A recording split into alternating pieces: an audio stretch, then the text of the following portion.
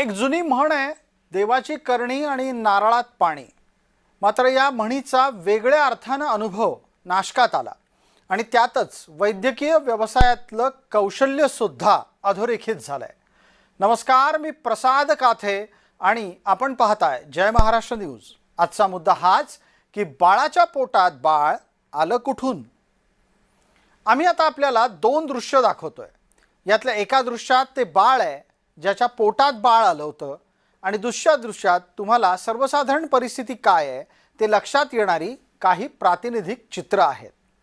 वैद्यकीय क्षेत्रामध्ये अत्यंत दुर्मिळ मानली जाणारी फीटस इन फीटू ही शस्त्रक्रिया यशस्वी करण्यात नाशिकच्या डॉक्टरांना यश आलंय. बालरोग शस्त्रक्रिया तज्ज्ञ डॉक्टर अंजली चितळे यांच्या नेतृत्वाखाली पथकानं एका चिमुरड्याच्या पोटातील अविकसित अर्भकाचे अवशेष यशस्वीरित्या बाहेर काढून त्याला जीवदान दिलंय. जगभरामध्ये अशा प्रकारच्या अत्यंत मोजक्याच केसेस घडल्यात अशी नोंद आहे.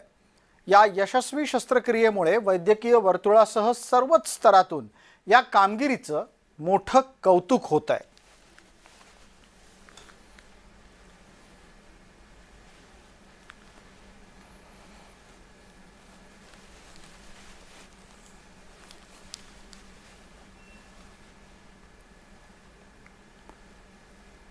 नाशिकमधल्या ज्या बाळाच्या पोटामध्ये बाळ होतं त्याला अशी कोणती लक्षणं दिसली तेही जाणून घेऊयात. या बाळाचं पोट फुगलेलं होतं आणि सर्वसाधारणपणे जेवढं पोट फुगतं त्यापेक्षा ते जास्त दिसू लागलं होतं. बाळाला सतत उलट्या होऊ लागल्या होत्या. बाळ इतकं लहान असूनही त्याला आईचं किंवा बाहेरचं दूध पचत नव्हतं. बाळाच्या पोटामध्ये एक मोठी गाठ तपासण्यामध्ये जाणवली. या बाळाची रेडिओलॉजिकल चाचणी करण्यात आली. त्या चाचणीमध्ये बाळाच्या पोटात अविकसित मानवी अर्भकाचे अवशेष आढळले आणि तिथूनच सगळा प्रश्नांचा सिलसिला सुरू झाला.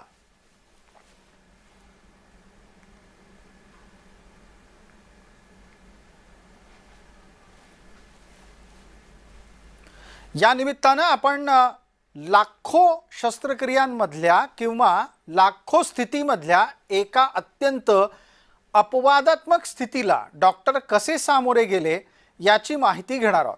त्यासाठी आपल्यासोबत डॉक्टर अंजली चितळे जोडल्या गेलेल्या आहेत. अंजलीजी नमस्कार.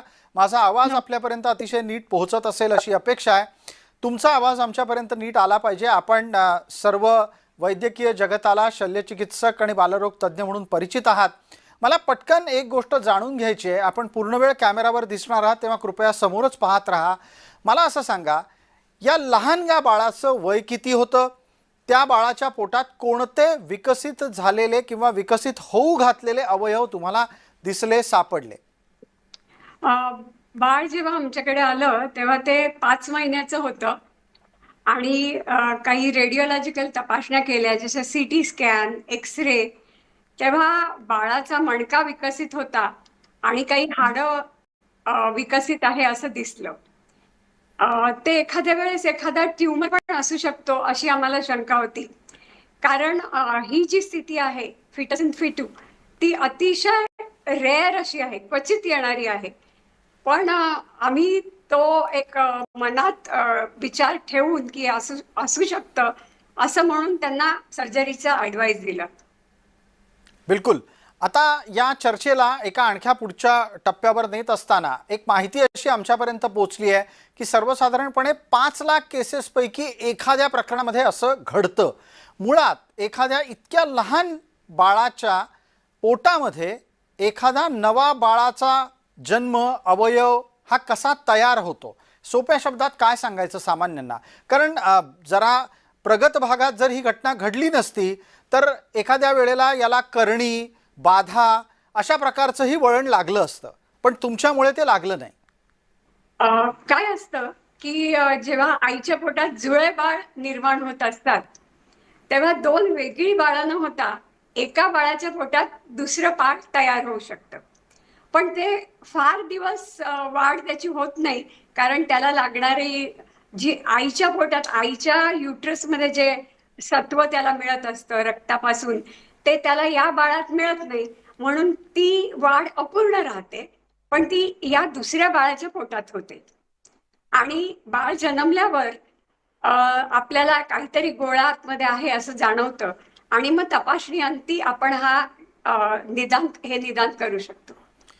सर्वसाधारणपणे ही बातमी पाहता क्षणी अनेकांना धक्काच बसलेला होता की एखाद्या बाळाच्या पोटामध्ये हे बाळ जन्माला येऊ कसं शकतं. तुम्ही अतिशय सोप्या शब्दात आणि वैद्यकीय माहितीच्या आधारे जे सांगितलं त्याच्यामुळे थोडासा तरी दिलासा मिळतोय. पण सर्वसाधारणपणे अशा प्रकरणांमध्ये घाबरून जाण्याची गरज आहे का? घाबरण्याची गरज नाहीये. कारण सध्याच्या ज्या आपल्या उपचार पद्धती आहेत, नंतर ऑपरेशनच्या वेळी जी भूलतज्ञ जे आपले ट्रेंड असतात, इतक्या लहान बाळाला भूल देणं, नंतर ऑपरेशन झाल्यावर त्याची देखभाल करणं, ह्या सगळ्या सुविधा आता इतक्या चांगल्या झाल्या आहेत. आणि SMBT सारख्या हॉस्पिटलमध्ये या होत्या, त्याच्यामुळे आपल्याला बाळाला काही दुखापत न होता या ऑपरेशनमधून बाहेर काढतात. डॉक्टर चितळे, आपण जे सांगताय त्याच्या अनुषंगाने एक गोष्ट तर स्पष्ट होतीये की तुम्ही पहिली शस्त्रक्रिया अत्यंत यशस्वीरित्या केलीत, पूर्ण केलीत. त्याबद्दल तुमचं खूप खूप अभिनंदन. वैद्यकीय जगताला सुद्धा यामुळे नवं दिशादर्शन झालेलं आहे. पण ही शस्त्रक्रिया झाली हा एक भाग आहे. भविष्यात या बाळाला कोणत्या प्रकारचा त्रास होऊ शकतो का? आणि एक मुद्दा अजून आहे, दोन्हीची उत्तर आपण एकापाठोपाठ एक द्या. ती म्हणजे हे बाळ मुलगा की मुलगी हे पण आपण प्रेक्षकांना सांगायला हवं. काय असतं की बाळाला आपण जेव्हा आतला जो ट्यूमर किंवा अविकसित गर्भ जेव्हा एकदा काढून टाकतो, तेव्हा त्या बाळाच्या पोटात आता दुसरं काही उरत नाही की ज्याच्याने त्याला पुढच्या जन्मात त्रास होईल. आता हे जे बाळ होतं ती एक मुलगी होती, त्याच्यामुळे तिला पुढच्या वैवाहिक आयुष्यात किंवा तिला स्वतःला मूल होण्यात काहीही प्रॉब्लेम येणार नाही.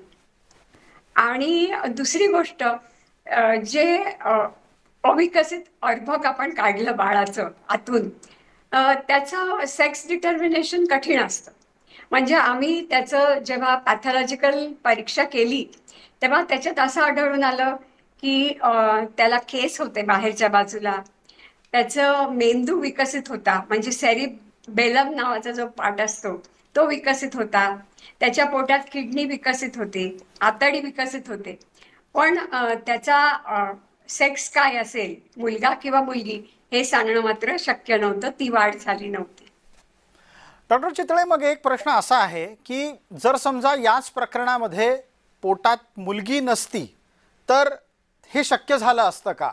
केवळ आणि केवळ तिथे तो स्त्री गर्भ होता म्हणूनच त्या स्त्री गर्भात आणखी एक गर्भ आला असं एक सर्वसाधारण बुद्धीनं विचार केला तर? नाही, असं नसतं. ते बाळ पुरुषही असू शकतं आणि त्याच्यामध्ये पण असं अविकसित गर्भ असू शकतं. त्या बाळाचं सेक्स ह्याला काही कारणीभूत नसतं. कारण तो जो बाळ किंवा अर्भक असतं ना, ते आपल्या युट्रसमध्ये किंवा गर्भाशयात नाही विकसित होत. ते गर्भाशयाच्या बाहेर पोटाच्या पोकळीत निर्माण झालेलं असतं. म्हणजे आता हे तर अगदी किडनीच्या जवळ होतं आणि लिव्हरच्या खाली होतं, म्हणजे गर्भाशयात नसतं.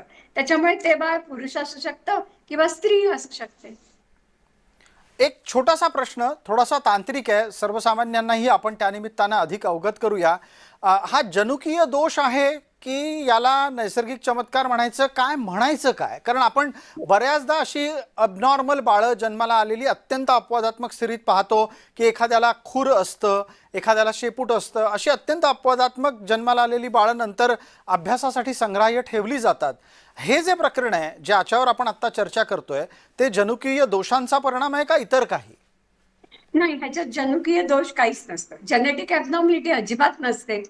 हा एक निसर्गाचा मिरॅकल किंवा काहीतरी चमत्कार म्हणू शकतो आपण.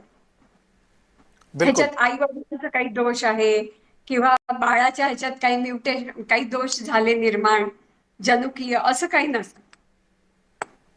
आणि याची शक्यता ही इतकी दुरापास्त का आहे की 5 लाख केसेस पैकी एका ठिकाणीच ते पाहायला मिळावं?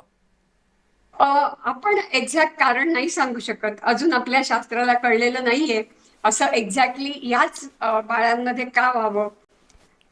पण आपण सांगू शकतो की 5 लाख जिवंत बाळं जन्मली त्यांच्यामध्ये एखाद्याला हे असू शकतं. डॉक्टर चितळे, खूप खूप धन्यवाद आणि त्याचबरोबर तुमचं मनपूर्वक अभिनंदन की तुम्ही या एका अत्यंत गुंतागुंतीच्या विषयातली शस्त्रक्रिया यशस्वी पार पाडलीत त्यासाठी. थँक्यू, धन्यवाद.